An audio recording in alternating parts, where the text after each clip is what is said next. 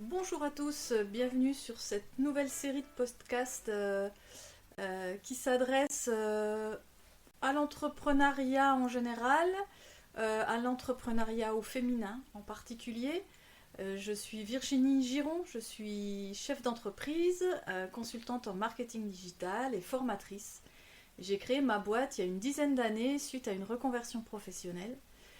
Et du coup, j'aime bien partager mon expérience avec les personnes que je rencontre qui sont en reconversion, qui pensent à se reconvertir, qui portent des projets dans leur poste ou à côté de leur poste et échanger avec ces personnes-là sur les problématiques qui sont propres au développement de projets. Et du coup, ça va être la thématique de cette série de podcasts qu'on commence aujourd'hui. Et je dis on parce que je suis avec Lucie, que je vais laisser se présenter. Bonjour à tous, qui suis-je? Je suis Lucie, j'ai 25 ans, je sors d'un master dans le numérique. Comment est-ce que j'ai connu Virginie? En fait, mes stages de master, je les ai faits auprès d'elle pour sa société et ensuite, comme ça se passait bien, on a décidé de poursuivre ensemble l'aventure. Donc, comme l'a introduit Virginie, on se lance dans le podcast. Et donc là, c'est le premier podcast qu'on fait et on va aborder le thème du manque de confiance que les femmes peuvent avoir dans le monde professionnel. Donc je pense qu'on partira sur une première partie et que la deuxième partie sera beaucoup plus approfondie. Donc on va commencer par une série de questions. Donc je vais poser quelques questions à Virginie et elle va me parler de son expérience personnelle. Alors première question, qu'est-ce qui vous a donné l'envie de créer votre propre activité? Alors, j'ai eu une première expérience professionnelle qui a duré une bonne dizaine d'années dans la fonction publique territoriale.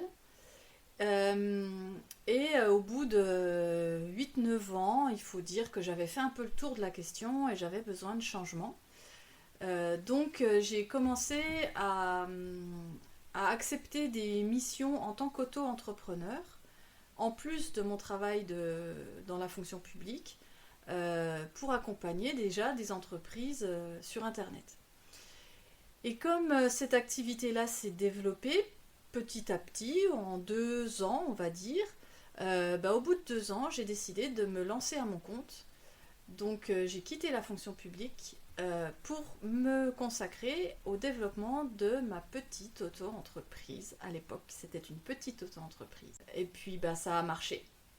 Et de fil en aiguille, ça fait une dizaine d'années que je vis de mon activité et j'ai eu la chance de pouvoir embaucher cette année mes 2 premiers collaborateurs. Donc deuxième question, et moi je me la pose parce que personnellement je pense que j'aurais pas eu le courage de me lancer, mais parce que j'ai peut-être un autre tempérament.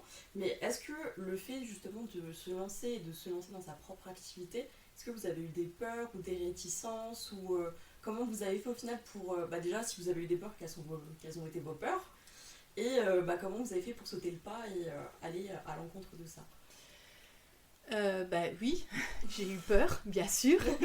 Je quittais le cocon de la fonction publique où le salaire à la fin du mois est assuré pour lancer ma propre activité à mon compte. Quand on a sa propre activité en auto-entreprise, si on ferme boutique, on n'a plus de revenus et on n'a pas non plus de chômage. On ne touche pas d'assurance chômage. On ne cotise pas à l'assurance chômage. Donc je quittais un cocon pour sauter dans le vide en fait. Donc en fait ma première crainte c'était ça. À l'époque, donc j'étais déjà mariée, on avait une maison à payer. Et puis on avait besoin d'argent comme n'importe qui. Et ma première crainte c'était qu'est-ce qui se passe si je n'arrive pas à faire décoller ma boîte et si je ne gagne pas suffisamment d'argent. Comment j'ai résolu cette crainte? Tout simplement en fixant un objectif à moyen terme. C'est-à-dire que mon objectif à long terme, c'était bien sûr de vivre de mon activité, de gagner un salaire suffisant pour vivre correctement. Et en fait, j'ai fixé un objectif à moyen terme. On s'est mis d'accord avec mon mari en se disant, je me donne 1 an. Si dans 1 an, je ne gagne pas suffisamment d'argent pour vivre correctement, si dans 10 mois je ne gagne pas suffisamment d'argent pour vivre correctement, à ce moment-là, je rechercherai du travail pour redevenir salarié ou revenir à la fonction publique. Mais on avait un peu d'argent de côté, et donc je me suis laissé 10 mois pour développer mon activité. Et ce filet de sécurité-là m'a beaucoup rassurée pour franchir le pas et pour sauter à l'eau. Et enfin quitter la fonction publique pour lancer ma propre activité. D'accord. Et donc, vous parliez justement de votre vie passée quand vous étiez salarié. Et moi, la question que je vais vous poser, c'est est-ce que durant cette période-là, donc quand vous avez dû commencer à chercher du boulot, est-ce que vous avez déjà rencontré des difficultés durant des entretiens? Ou est-ce que vous vous êtes déjà senti par exemple mal à l'aise pendant l'entretien ou ça vous est jamais arrivé? J'ai toujours été mal à l'aise pendant les entretiens. Je pense comme beaucoup de gens. C'est vrai, c'est vrai. Que ce soit un entretien d'embauche, avant ça un entretien pour faire un stage, pour décrocher un stage. Je suis toujours mal à l'aise, j'ai toujours le trac avant d'aller dans un rendez-vous client. Même si c'est des clients que j'ai depuis des années, quand on a rendez-vous pour reparler du contrat, refaire un devis, reproposer une autre prestation, j'ai toujours le trac, mais je pense que c'est normal en fait. À un moment donné, on est obligé de quitter sa zone de confort, encore une fois, pour se jeter à l'eau.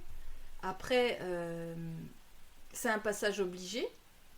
Je relativise en me disant que la personne en face de moi, c'est un être humain comme moi et qu'elle va pas me manger à la fin de l'entretien.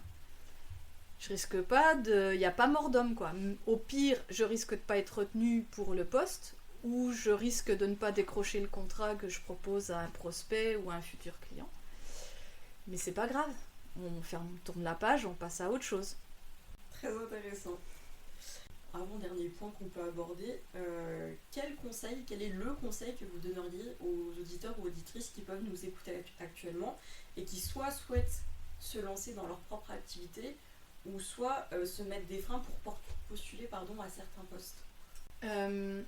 Il y a une phrase, une citation qui m'a portée depuis le début, déjà avant même de quitter la fonction publique, c'était « Il y a pire que de ne pas réussir », c'est de ne pas essayer. Je préfère regretter d'avoir fait quelque chose que de me dire « Ah ben zut, j'aurais dû le faire, ça aurait pu être bien ». Non, en fait, je le fais, je me lance à l'eau, je me donne des coups de pied aux fesses, comme je dis. Et si ça marche, c'est bien, c'est une super expérience. Si ça marche pas, tant pis, ça reste une super expérience et on apprend toujours de ses erreurs pour s'améliorer. Donc il faut oser, il faut se prendre par la main, oser postuler, oser aller à des after-work professionnels, oser rentrer dans une pièce où vous connaissez personne. Et de toute façon, encore une fois, il n'y a pas mort d'homme. Au pire, vous n'atteignez pas votre objectif, et c'est pas bien grave, vous l'atteindrez demain. Donc voilà pour le mot de la fin. On se retrouve pour une deuxième partie, comme je l'ai dit au tout début de ce podcast. Donc là, vous avez eu le point de vue de Virginie. Et donc, dans cette deuxième partie, moi, je donnerai également mon point de vue en tant que jeune nana de 25 ans qui sort d'un master, qui sort de ses études et qui doit se lancer. Et je pense du coup que ça pourra parler à plus d'un et d'une d'entre vous. Donc voilà, on se retrouve prochainement et en espérant que ce podcast vous ait plu. Passez une bonne journée, une bonne soirée. Au revoir tout le monde.